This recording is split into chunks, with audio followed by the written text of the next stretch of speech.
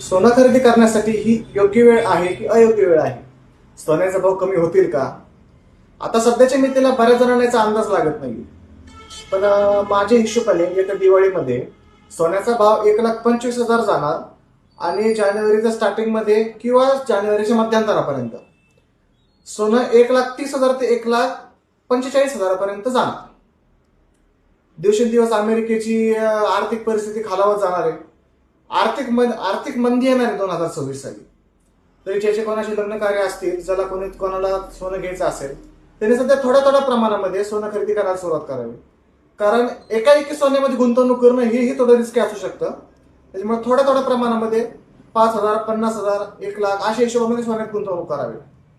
कारण एक सोबत तुम्ही 5 लाख 10 लाख गुंतवणूक करणार, ती मोठी रिस्क असू शकते सोन्यामध्ये. 2026 मध्ये आर्थिक मंदी येऊ शकते, त्यामुळे सोन्याचा भाव अजून वाढू शकतो. आणि दिवसेंदिवस अमेरिकेची परिस्थिती खालावत चाललेली आहे, त्याच्यामुळे सोन्याच्या भावावर याचा खूप परिणाम पडू शकतो. त्याचा सर्वांनी विचार करावा. धन्यवाद.